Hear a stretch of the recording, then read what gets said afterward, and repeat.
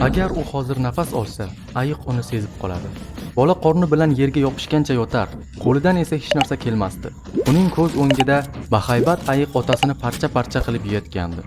U esa biror qarshilik ko'rsatish tugul, hatto boshini ham ko'tara olmasdi. U butalar orasida atga bir necha daraxt narida yashiringan edi.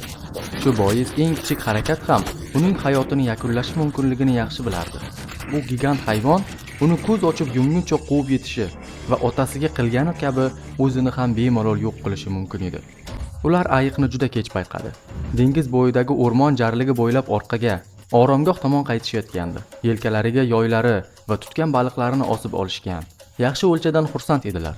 Tuproqda bamisoli chuqurga o'xshab qolgan panja izlari ko'ringanida esa orqadan kelayotgan og'ir qadamlarning gumburlashi allaqachon daraxtlar orasidan aks sado berayotgandi.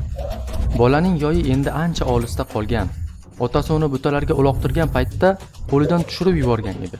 Yonida bor yo'g'i kichkina pichoq qolgandi. Lekin u bilan bu jirkanch maxluqni qalin va yog'li terisini teshib bo'lmasligini tushunardi. Uni hozir himoya qilayotgan yagona narsa yelkasiga tashlab olgan charm yopinchiq va qabila oqsoqolining to'qilgan libosi xolos.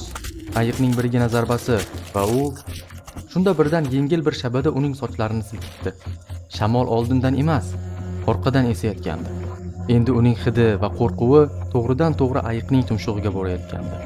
Bola qo'llarini loyga botirib, boshini ko'tarmasdan hayvonni ko'zdan qochirmadi. Ayiqning tumshug'i qimirladi va yana qimirladi.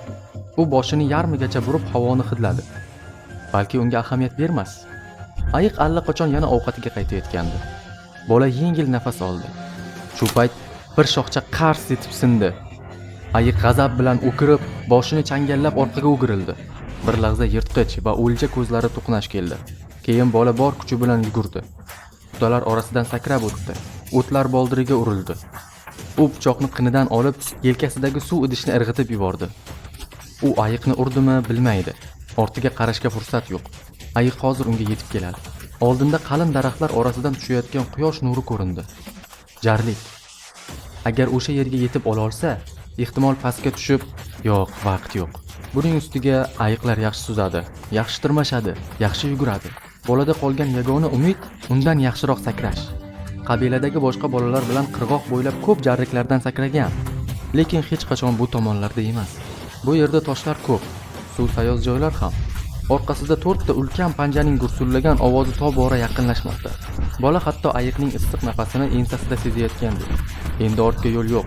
Daraxtlar chetga ochildi. Quyosh badanini kuydirdi. Ayiq changali yelkasini kesib o'tdi va bola o'zini havoga tashladi. Shamol uni ko'tardi. Havoda yengillik shunchalik kuchli ediki, hatto quvonchdan kulgisi kelgandek bo'ldi. Ammo keyin pastga qaradi. Jarlik u o'ylaganidan ancha baland ekan. Tananing og'irligi uni oldinga uloqtirdi. Lekin uni to'g'ri tusha olmaydi. Pastda esa qirrali toshlar juda ko'p. Bola ko'zlarini yumdi va dengizga otildi. Butun nafasi birdan ko'ksidan chiqib ketdi. Tizzasi suv ostida qattiq bir narsaga urildi. To'lqin uni qirg'oqdan uzoqlashtirib, chuqurlikka tortib ketardi. Ko'kragida havo bo'lmagani uchun suza olmay, bor kuchi bilan talpina boshladi. Ko'zlari hanuz yumilgandi. Yuziga qum bosgan tosh kelib urildi va u yo'nalishni o'zgartirdi. Okean oqimi uni qayta-qayta ag'darar, ongini qorong'ulikka tortardi. Ammo oyoqlari bir qattiq joyni topdi va u bor kuchi bilan tiralib, suzishga harakat qildi. Bola boshini suvdan chiqarib, to'yib nafas oldi. Ko'zlariga quyilgan suvni artib, atrofga xavotir bilan boqdi. Dengiz uni jarlikdan uzoqqa, ochiq suvga olib ketgandi. To'lqinlar uni ko'tarib, yana pastga tushirardi. Shamol to'lqinlari uni u yoqdan bu yoqqa uloqtirardi. Shu payt u jarlik bo'ylab pastga tusha boshlagan ayiqni ko'rib qoldi.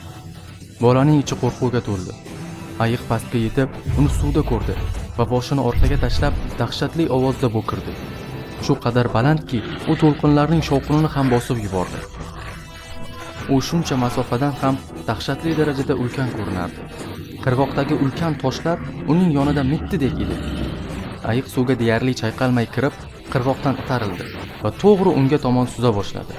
Masofani shunchalik tez qisqartirayotgandiki, bolaning endi atiga bir necha soniyasi qolgandi. O'zi zo'rg'a suv ustida turgan bola ayiqdan tezroq suzolmasligini yaxshi bilardi. Shuning uchun chuqur nafas oldi va o'rmon tomon qaradi. O'tgan yillardagi baxtli kunlari, otasi bilan o'tkazgan eng yaxshi damlarini esladi. Okean oqimi bolaning ostida ko'tarilib, uni deyarli suvdan chiqarib yubordi. Uning ostidan ulkan soya suzib o'tdi. Kitmi? Bo'lishi mumkin emas. Nima bo'lmasin, bu soya suzib kelayotgan ayiq tomon yo'naltirilgandi. O'z o'ljasiga shunchalik berilib ketgan ayiq yaqinlashayotgan narsani hatto sezmadi. Okean shopirib ketdi. Ayiq kabi baland suv to'lqini havoga otildi va bolaning boshiga sochildi. Suv otilgan joydan bir maxluq chiqib keldi. Og'zini ayiq atrofiga qisib, hayvonni havoga ko'tardi va jarlikka qarab uloqdi. Zarba shunchalik kuchli ediki, ayiqning aylanib tushishi bilan birga kichik tosh ko'chkisi ham sodir bo'ldi. Ammo bola ko'zlarini faqat dengizdan chiqayotgan maxluqqa tikdi. Bola bu g'alati tana va tor oyoqlar bilan toshlar bo'ylab sudralib chiqayotgan maxluqni tushunishga qiynaldi. Uni qandaydir tangali, atrofdagi toshlardan ham qattiqroq terisi bor. To'lqinlar maxluqqa urilarkan, u ayiq ustidan hukmronlik qilib, tishlarini hayvon terisiga botirardi. Maxluqdan ko'z uzolmay, bola qirg'oq tomon suzishda davom etdi. Faqat u maxluqdan uzoqroq suzib, yerga chiqqachgina yugurishga jur'at etdi. O'sha tun qabilada undan boshqa barcha uxlab yotganida, bola o'z chodirida hamon uyg'oq edi. Otasi yo'qligi uchun hammasi boshqacha edi. U sekin teri eshikni yopib, tong otmasdan chiqib ketdi. Qabila chodirlari kichik, ichki devorlari silliq g'or yonida joylashgandi. Qabiladagilarning aytishicha, bu ajdodlar g'ori va g'ordagi olov doimo yoniq turishi kerak. Vaqtiga g'or bo'sh edi. Bola devorga hayrat bilan tikildi. Hayvonlar, ovchilar, onalar, shamanlar, xudolar va o'rmonlarning barmoq bilan chizilgan tasvirlari deyarli butun devorni qamrab olgandi. Faqat burchakdagi bitta joy bo'sh qolgan. U yerda bo'ronli dengiz ostidagi toshli jarlikning barmoq bilan chizilgan rasmi bor edi. Bola devor yoniga o'tirdi va chizishni boshladi. Dengizdan chiqib kelayotgan dahshatli maxluq. Angali terisi esa har qanday toshdan qattiqroq. Va tamom. Barmoqlar bilan chizilgan rasm orqali shuncha narsani bilib oldingmi? Arxeolog g'or atrofidagi tadqiqotchilar guruhiga burildi. Devorlar bo'ylab ultra binafsha chiroqlar o'rnatilgandi. Tosh ustidagi ko'k va binafsha tasvirlar paydo bo'lishi bilan arxeolog ming yillar oldin shu g'orlarda yashagan qadimiy ajdodlarning ruhiy hayotiga hamdardlik bilan qarashdan o'zini to'xtata olmadi. Savolni esa professor bergandi. Sovuq qiyofali, 6 futdan balandroq, olovrang sochli ayol. Bola uchun ilmiy xodimdan ko'ra harbiy yetakchiga o'xshardi. Va u bilgani shular. Ortimdan yuring, dedi u va g'ordan chiqib ketdi. Atrof xodimlar bilan to'la edi. Ularning ko'pchiligi qurollangan. Kranlar mustahkamlangan qo'rg'oshin plitalarni ko'tarib o'rnatmoqda. O'rmon chekkasida bir nechta sirli idishlar turardi. Har biri yadroviy elektr stansiyalaridagi kabi ko'plab ogohlantirish va xavf belgilariga ega. Ikkovlari uchta tank o'tib ketayotganida biroz to'xtab turishga majbur bo'ldi. Bilasizmi, men barcha tadqiqotlarimni boshlashimga nima sabab bo'lgan? Sizga hech bu haqda aytganmanmi? Dunyodagi barcha qadimiy sivilizatsiyalar, qadimgi Xitoy, Mesopotamiya, Janubiy Amerika, Shimoliy Yevropa, bularni barchasini oling. Ularning mifologiyasiga qarang. Nima topasiz? Professor uni e'tiborsiz qoldirib, kofe ichayotgan agentlar guruhiga buyruq berishni afzal ko'rdi. Ularning hammasi ichimliklarini darhol tashlab ishga qaytdi.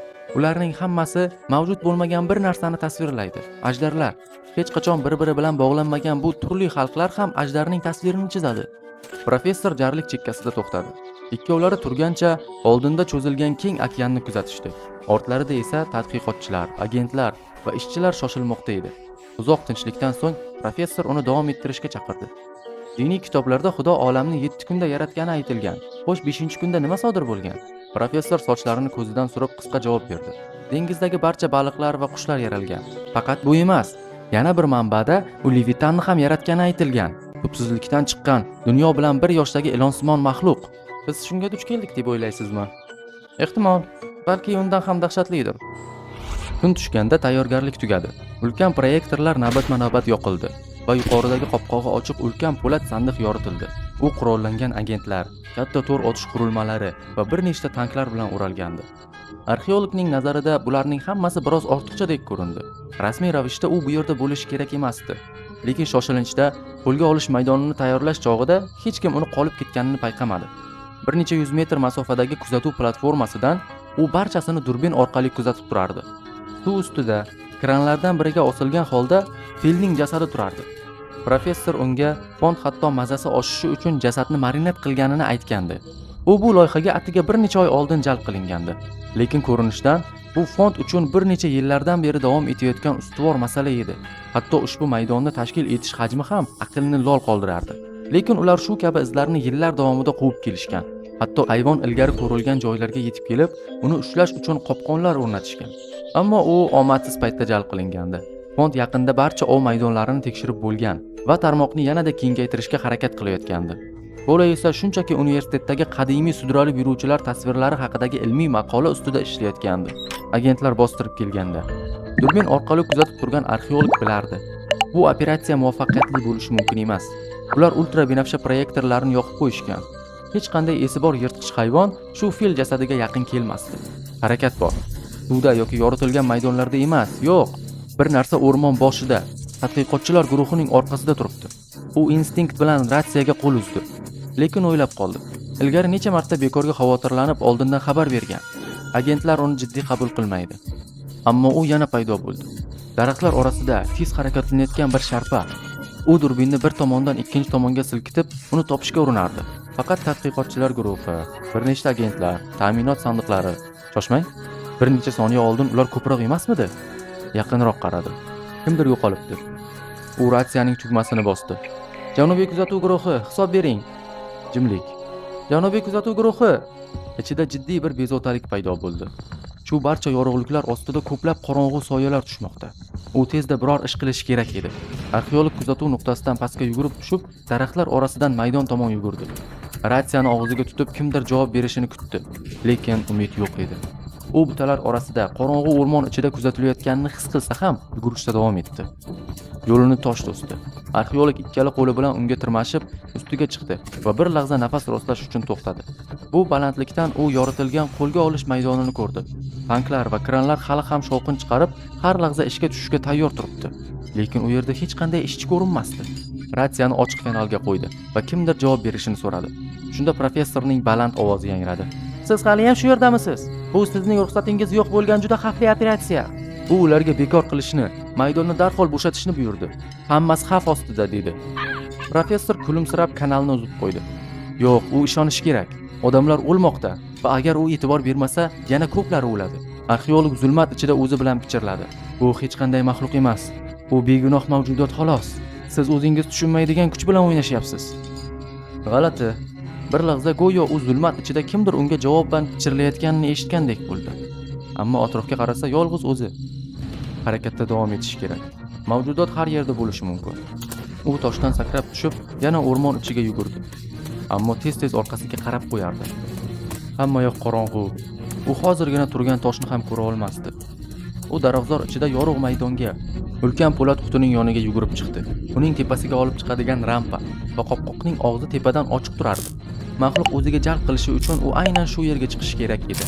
Arxeolog rampaga ko'tarilib, qo'llarini vahimali qilib havoga silkitdi. Tanklar darhol o'qlarini unga qaratdi.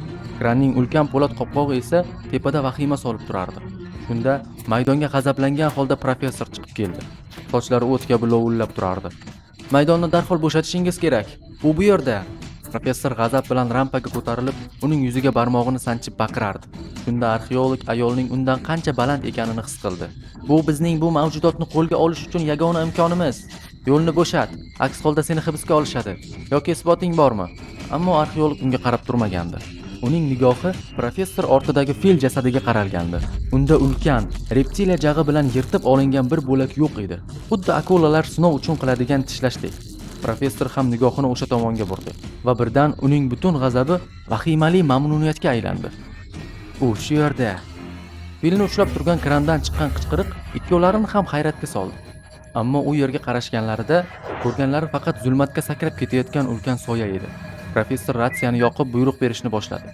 Ammo tank ekipajlaridan tashqari hech kim javob bermadi. U yana urindi. Ratsiya hanuz jim. Endi vaziyatning jiddiyligi unga haqiqatdan ham yetib kela boshladi. Ko'zlari keng ochilib, vahimaga tushgan holda u rampadan pastga yugurdi. Ratsiya orqali buyruq berib, arxeologni yolg'iz qoldirdi. Shu yorug'liklar ostida arxeolog o'zini juda ochiq va himoyasiz his qildi. Mavjudot soyalar orasida har yerda bo'lishi mumkin edi. Qadam tovushlari eshitildi. Daraxtzor orasidan o'sha maxluq chiqdi. Bir necha metr uzunlikda, o'ljalari sabab qorni shishgan. Keyinchalik esa SCP-682 nomini olgan o'sha mavjudot. U metal quti ustidagi tutqichli eshikda turgan arxeologga qaradi va go'yo unga qo'yilgan barcha qopqonlarni ustidan kulayotgandek ko'rindi. Tank o'qi maxluqning tanasiga to'g'ridan to'g'ri urildi va yon tomonga silkitdi. Tank navbatma-navbat o'q otib, ulkan sudralib yuruvchi mahluqqa doimiy zarbalar berardi. Havoga tobora ko'proq chang ko'tarildi. Tez orada yerda xuddi asteroid tushgandek katta krater paydo bo'ldi. Havo tutun va chang bilan to'ldi. Arxeologning ko'zlarida to'la yosh. Shunday qadimiy, hatto inson paydo bo'lishidan ancha oldin yer yuzida sayr qilgan maxluq shunchaki shunday yo'q qilinsa. Qo'rqoqlar, odamlar aslida shunday. O'zi qo'rqqan narsani yo'q qiladi. Ammo chang so'ngida o'rmon atrofida achchiq nola ovozi eshitildi.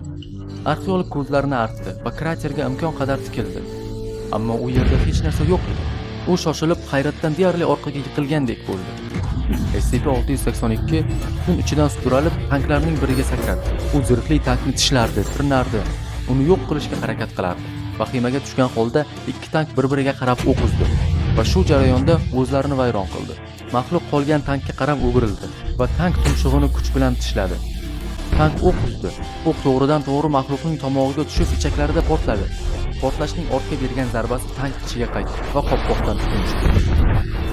Keyin maydon yana tinch. Arxeologga esa SCP-682 yaqinlashmoqda. Tishlaridan esa hamon tutun ko'tarilmoqda. Og'ir qadamlar bilan rampaga chiqdi va tutqichli eshik oldida to'xtadi.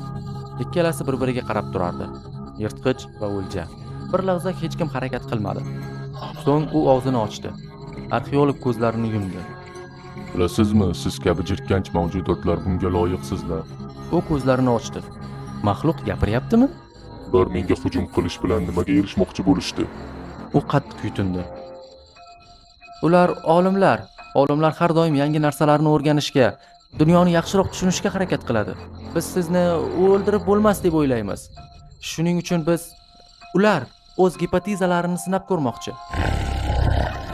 Maxluq g'azab bilan g'irilladi. U unga bir qadam, keyin yana bir qadam yaqinlashdi. Arxeolog yugurdi. U platformaning boshqa chetiga sakrashi kerak edi. Bu uzoq masofa, ammo u eplaydi.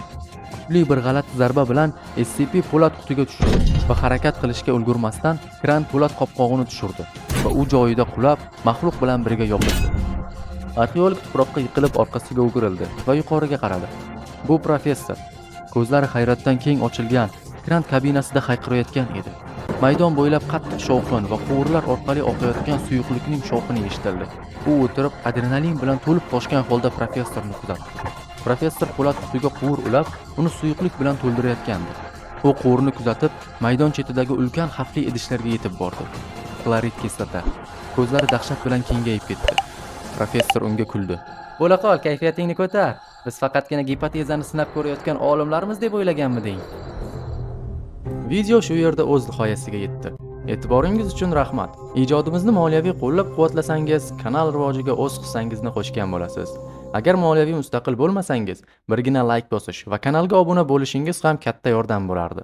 Keyingi videoda qaysi SCP ni ko'rmoqchisiz? Izohlarda yozib qoldiring. Keyingi videoda ko'rishguncha, xayr.